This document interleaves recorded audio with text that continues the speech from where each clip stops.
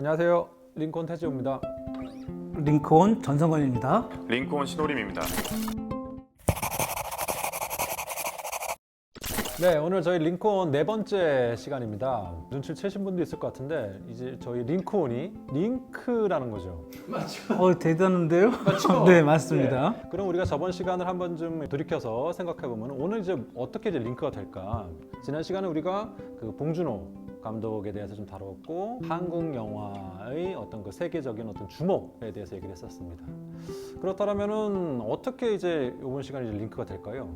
아무래도 한국 문화가 세계적으로 이제 흐름을 탔다는 것은 결국 이제 한류라는 단어로 수렴되는 것 같거든요. 가장 최근에는 역시 BTS 문제를 다루지 않을 수가 없지 않나. 네, 그럼 BTS는 이제 그 그룹명이죠. 어떤 뜻일까요? BTS라는 말은 영어권 또는 이제 전 세계적으로 활동할 때 주로 사용하고요. 동아시아권 또는 한국에서는 방탄소년단이란 이름으로 활동을 하고 있습니다. 방탄소년단에서 방탄은 뭐 말 그대로 총알을 막다라는 뜻인데 처음에 이제 데뷔할 때부터 10대들이 겪을 수 있는 어떤 어려운 일들 또는 그들을 향한 어떤 억압과 편견을 우리가 대신 막아주겠다라는 뜻을 담아내고 있다고 합니다. 10대들이 겪고 있는 억압과 편견을 대신 이제 막아준다. 그렇기 때문에 일종의 그 10대들에게 있어서는 어떤 그 대리만족이라던가 이들을 통해 가지고 자신들의 어떤 그런 희망을 그렇게 좀 전달하고 하는 그런 어떤 노력들이 있을 것 같기도 하고 그렇기 때문에 공감을 얻는 것 같아요. 그건 얼만큼 이들이 그 거둔 성과가 어떤지에 대한 흐름을 한번 좀 살펴보고 좀 더 지금 말씀하신 내용들을 한번 들어가 보도록 하겠습니다. 일단 방탄소년단 BTS 같은 경우는 2013년도에 대한민국에서 데뷔를 하게 되고요. 그의 이제 신인상도 받게 되지만 국내에서는 그렇게 큰 활약을 했다라는 인상은 사실 가지기가 힘듭니다. 오히려 이제 2017년이죠. 아까 말씀하셨던 Love Yourself 시리즈가 쭉 나오는데 그 시리즈에서가 이제 빌보드 탑100에 진입하기 시작하면서 사람들이 우리나라 노래가 빌보드 탑100에? 라는 어떤 인식이 또 생긴 거죠. 그러다가 결국 2020년 9월에 다이너마이트라는 곡이 발매가 되면서 이제 한국인으로서는 최초로 빌보드 탑100 1위를 갖게 되고요. 계속 이어가지고 11월에 Life Goes On이라든가 아니면 뭐 버터 그리고 Permission to Dance까지 이어져 오면서 사실 그 흐름을 계속 이어나가고 있죠. 맥도날드 같은 경우도 최근에 그 BTS 이 세트가 생기게 되고 그로 인해서 맥도날드 자체도 전체 매출이 전 세계적으로 200% 이상이 또 상승됐다는 말도 있습니다. 단순히 수상에서 끝나는 것이 아니라 그들이 갖고 있는 브랜드 파워가 점점 확장되고 그 브랜드 파워가 아까 전쌤 얘기했던 좀 선한 영향력으로 또 다른 사람들에게 전 세계 사람들에게 좀 퍼져나가는 것 같습니다. 기존의 어떤 한류 스타들과는 다른 그 차별화된 전략적인 포인트도 있을 것 같긴 합니다. 아미라는 어떤 팬덤이죠. 팬덤과의 어떤 관계성에서부터 짚어낼 수 있을 것 같습니다. 보통 영미권의 이른바 스타라고 불리우는 존재들은 팬과의 소통을 하긴 하죠. 팬미팅도 하고 SNS 활동도 하지만 방향성이 일방향적입니다. 그래서 이런 행사를 한다 너희들 와라. 그래서 공연 보여주고 얘기하고 끝나는 거라면 BTS 같은 경우는 이 SNS를 활용해서 자신의 평소의 모습을 계속 보여준다든가 아니면 이 피드백이 바로바로 이루어지는 것이죠. 그것은 이제 기획사 차원에서도 진행이 되었고 BTS 자체 내에서도 진행이 되었기 때문에 아미와 BTS 간의 관계는 단순히 스타와 팬덤 간의 관계가 아니라 그 이상의 것을 지금 형성했다라고 볼 수가 있습니다. 예전에는 아마 신비주의일 것 같아요. 스타에 대한 네, 스타의 신비주의적인 관점에서 그런 신비주의 전략을 썼는데 이들은 아까 말씀하신 것처럼 일상생활을 보여주는 거고 같이 살아가는 거거든요. 그러면 직접적으로 매일매일 뭐 자기 동력이 되거든요. 그런 의미에서 더 폭발적으로 늘어난 게 아닐까. 이제 스타라는 것을 우리가 이제 아이돌이라고 부르는데 아이돌은 이제 우상이에요. 우상은 이제 우리가 경외시해야 되는 대상이고 신성시해야 되고 사실 이제 기존의 이제 스타라는 개념이 이런 아이돌과 같은 관점이었다면 지금 이제 신쌤 얘기나 전쌤 얘기는 그런 거리감이 아니라 오히려 서로 교류하고 소통하고 관계를 맺고 하는 이 모습들이 아미와 이 BTS의 관계 속에서 나타나고 있다. 뭐 예컨대 BTS가 예컨대 뭐 봄날이라는 노래에 대한 뮤직비디오를 발매를 하면 그 뮤직비디오에 대한 해석을 팬들이 열심히 가하고 그걸 또 영상으로 만들기도 합니다. 봄날에 나오는 어떤 이 그 상징들은 사회 참여적인 비판의식이 이 봄날이라는 것을 기다리는 그런 봄날이 오기 전에는 우리가 무엇을 그럼 기억해야 되는가? BTS가 어떤 이 상징적으로 던져주면 그거를 적극적으로 팬덤들이 해석하고 이거에 대한 해석에서 멈추는 것이 아니라 다시 콘텐츠로 만들어내는 그런 상호 소통들이 계속 이루어지는 것 같습니다. 하나는 선한 영향력. 스타라는 이런 이제 혹은 이제 엔터테이너라는 사람들이 활동만을 위해 노래를 만들고 경연을 하는 것이 아니라 사회적으로 어떤 긍정적인 어떤 사회 참여적인 역할 그리고 어떤 공인으로서의 어떤 역할도 이제 보여주고 아미와 같이 이제 동참하면서 나타나는 이런 연대의식이 드러난다라는 그런 측면 하나가 있고 두 번째는 또 이제 그 과정이 다양한 이런 미디어를 통해서 나타나고 있는 것 같습니다. 우리가 이제 트랜스미디어 스토리텔링이라는 개념을 통해서도 얘기할 수 있을 것 같은데 BTS가 의도한 건지 아닌지 모르겠지만 그들이 만들어내가는 그 유니버스를 우리가 비유라고도 부르거든요. 스스로를 사랑하면서 자기 자신을 찾게 되고 그 과정에서 나의 페르소나와 직면을 하게 되고 그 이후에 진정한 나를 거듭나는 이런 과정들이 앨범의 흐름 속에서 이제 찾아볼 수가 있는데 결국 이 성장기는 10대에서 20대로 넘어가는 그 어떤 젊은 층들의 어떤 이 인생 경로라 일치를 하고요. 그러다 보니 이들이 던져주는 메시지가 이들과 연대를 하는 게 사실 이제 처음에 이제 흐름이라고 할 수가 있습니다. 그 이후로는 이제 그게 더 확장되는 거죠. 이제 더 이상 BTS는 아까 처음에 2013년도에 데뷔했을 때는 10대들이 겪은 어떤 일, 편견 여기였다면 지금은 어떻게 보면 약자 또는 전 세계로 이제 점점 확장되는 것 같습니다. 음악으로서만 활동을 하는 것이 아니라 어쨌든 그 비디오 시대 혹은 영상 시대의 가수이다 보니까 이 보여주는 측면도 상당히 중요한 것 같아요. 이것이 어떻게 보면 K-팝이라는 것을 규정지을 수 있는 하나의 요소로 자리를 이제 잡은 것 같습니다. 사실은 이 BTS는 어떤 K-팝이란 범주 속에서 얘기하고 있는 거고 그러면 이제 K-팝이 한류로서 지금까지 BTS까지 오게 된 그 경로를 한 번은 좀 추적해 볼 필요는 있는 것 같아요. 간단하게라도 왜 그래서 이제 어떤 이제 경로가 있었길래 지금의 어떤 BTS까지 오게 되었나라는 얘기를 다시 저희가 한번 거꾸로 한번 역추적을 한번 해보겠습니다. 가장 오래된 한류 스타는 어떻게 우리가 지금 여기서 거론할 수 있을까요? 그러면 보아? 선생님은 좀 더 전으로 소급될 것 같은데. 그러니까 사실 동북아시아라고 특정을 지으면 뭐 조용필, 김연자 그 다음에 중간 급은 제가 잘 모르겠고 이선희 같은 경우 뭐 이런 경우들이 사실은 한국 문화를 굉장히 알려주는 K-팝에서는 사실 얘기할 수 있죠. 뭐 이들은 어쨌든 지금의 한류와는 달리 좀 간헐적이고 개인적인 관점에서 인기를 얻었던 그런 케이스들이고 한류라고 얘기할 때는 아까 이제 말씀하신 보아부터 이제 시작되는 것 같아요. 이제 오리콘 차트에서도 이제 선전을 했고요. 그리고 그 이후에 뭐 동방신기라던가 카라, 소녀시대, 슈퍼주니어와 같은 이런 그 K-팝 스타들이 이제 한류의 어떤 그런 중심에 있었습니다.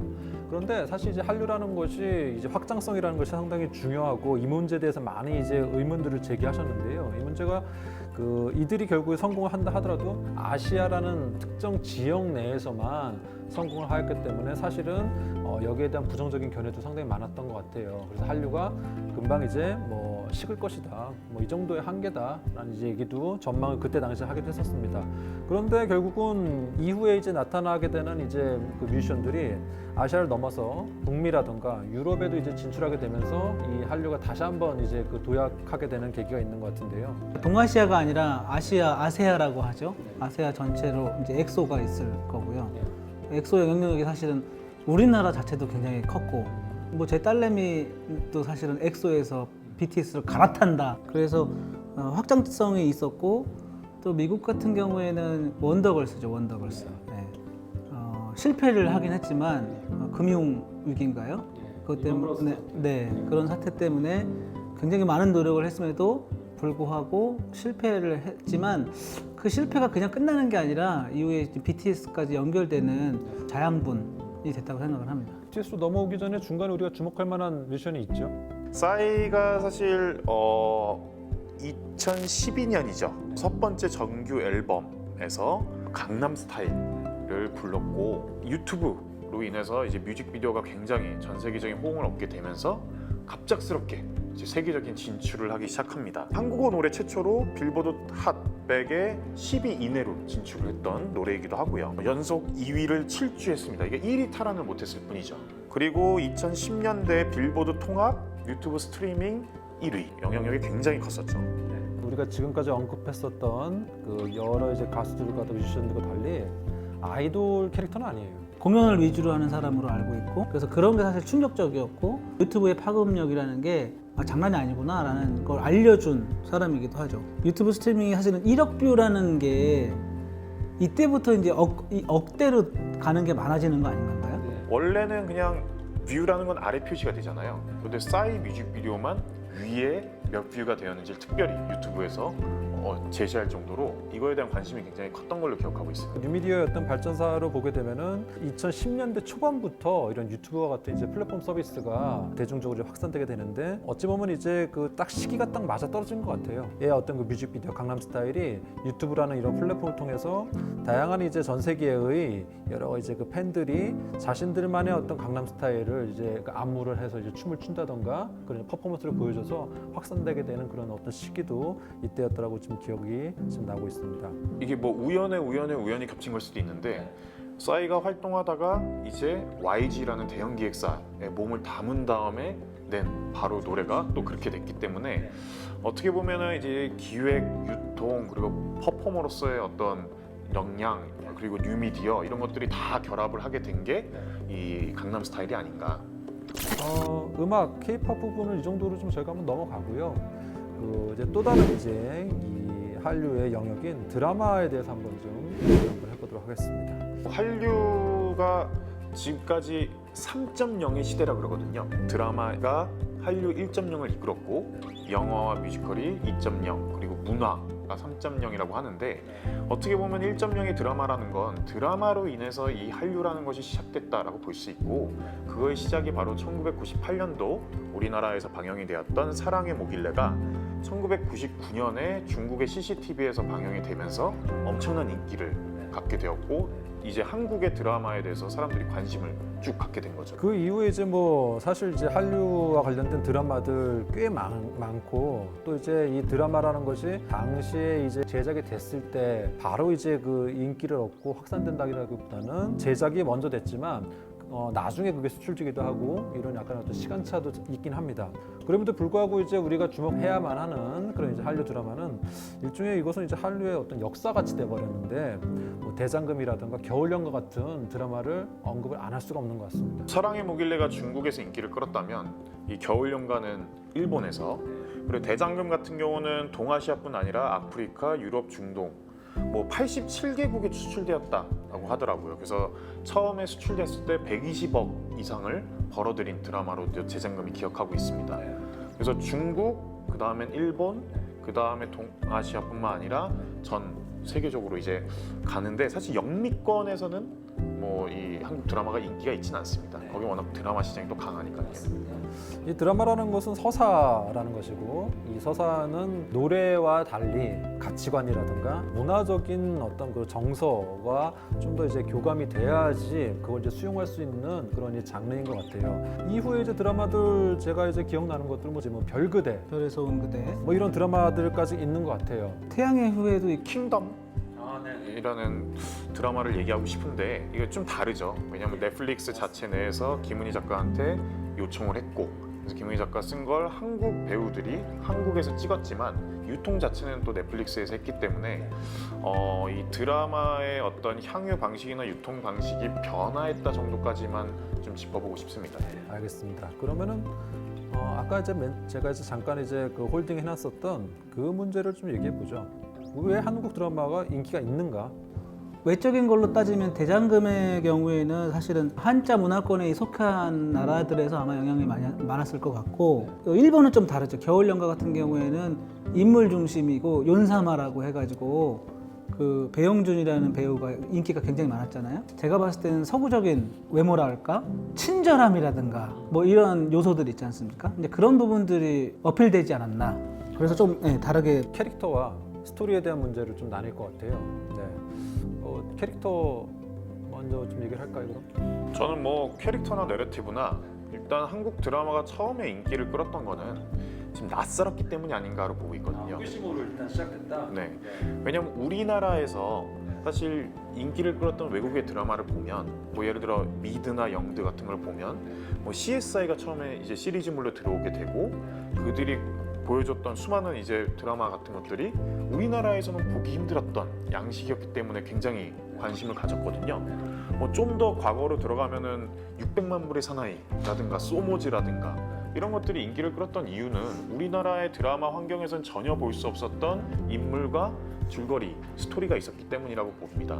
그래서 중국 같은 경우는 주로 역사 드라마라든가 아니면 좀 스케일이 크고 대하 느낌이 나는 어떤 드라마가 있었는데 사랑이 뭐길래와 같이 가족 중심의 서사, 그래서 이런 것들이 나오니까 좀 인기가 있었던 것 같고요.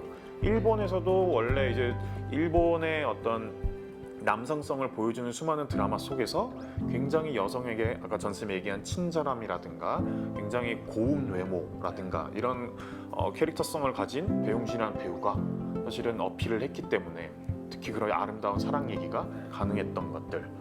그래서 이런 어떤 우리나라가 처음에 한류라는 흐름을 탔던 이 이유 중에 하나는 그런 낯설음이라고 좀 보고 싶습니다. 그러니까 저도 일반적으로는 처음 보거나 신기한 것들에 관심, 호기심을 갖게 마련이거든요.